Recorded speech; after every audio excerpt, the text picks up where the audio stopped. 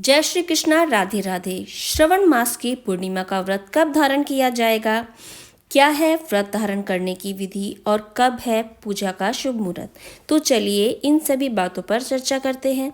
तो पूर्णिमा तिथि का व्रत आप 8 अगस्त को भी रख सकते हैं और आप 9 अगस्त को भी पूर्णिमा का व्रत रख सकते हैं। तो 8 अगस्त को आप उदय तिथि के अनुसार व्रत को धारण कर सकते हैं। पूर्णिमा तिथि के व्रत का जो प्रारंभ हो जाएगा वो हो जाएगा 8 अगस्त को दोपहर के 12:12 पर और वहीं पर 9 अगस्त को दोपहर के 1:24 पर पूर्णिमा तिथि का समापन हो जाएगा। पूर्णिमा व्रत दोनों ही दिन धारण कर सकते हैं। अगर आप चाहें तो 9 अगस्त को भी पूर्णिमा का व्रत रख सकते हैं। अगर आपका मन करता है 8 अगस्त को व्रत रखने का तो आप 8 अगस्त को भी व्रत रख 8 अगस्त वाले दिन अगर आप पूर्णिमा तिथि का व्रत धारण कर रहे हैं तो 8 अगस्त को चंद्र उदय का जो समय रहेगा वो रहेगा 7:21 पर। श्रवण मास की जो पूर्णिमा होती है वो हिंदू धर्म में बहुत ही विशेष महत्व रखती है। इस दिन भगवान विष्णु के साथ साथ भगवान शिव और पार्वती जी की भी पूजा की जाती है क्योंकि श्रवण मास लगा हुआ होता है। इस दिन व्रत रखने से, पूजा करने से भक्तों को सुख समृद्धि तो प्राप्त होती ही है, साथ में स्त्रियों को अखंड सौभाग्यवती होने का भी वर प्राप्त होता है। मान्यता है कि इस दिन पवित्र नदियों में स्नान करना बहुत ही उचित माना जाता है। दान दक्षिणा देकर अक्षय पुण्य की प्राप्ति भी इस दिन हो सकती है। तो चलिए अब बात कर लेते हैं श्रवण मास की पूर्णिमा का जो व्रत रखा जाएगा उसकी पूजा विधि क्या है। तो चलिए स्टार्ट करते हैं।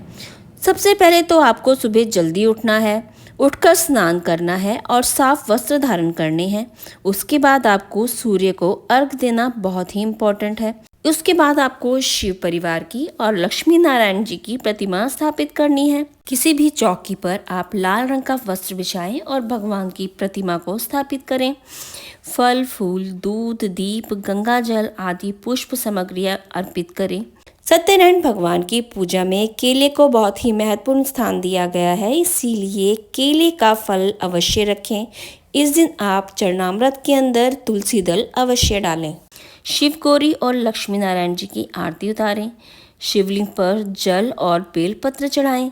शाम को चंद्र उदय के समय चंद्रमा को अर्घ देना बिल्कुल भी ना भूलें।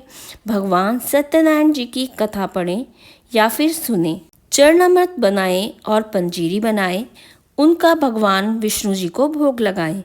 प्रसाद को आप भी ग्रहण करें और सभी में वितरण भी करें। इसके पश्चात आप किसी भी ब्राह्मण को भोजन अवश्य कराएं और उसको यथासंभव दान दें। इससे आपको बहुत ही शुभ फलों की प्राप्ति होगी। पूर्णिमा के दिन पवित्र नदी में स्नान करना बहुत ही फलदायी माना जाता है। इस दिन पितरों का तर्पण करने से भी बहुत ही शुभ फल मिलते हैं। पितर आपको आशीर्वाद देंगे। तो आप इस दिन पूर्णिमा का व्रत धारण करके अपने पितरों को भी तृप्त कर सकते हैं।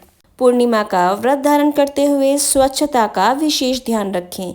इस दिन आपको किसी भी तरीके का तामसिक भोजन नहीं खाना है। कोई तामसिक लहसुन, प्याज इस तरह का कोई भी भोजन आपने ग्रहण नहीं करना है। आपने मांस मदिरा का भी सेवन नहीं करना है। व्रत धारण करते हुए हमेशा अपने चित्त को प्रसन्न रखना है। क्रोध बिल्कुल भी नहीं करना है। किसी भी व्यक्ति का दिल नहीं दुखाना है।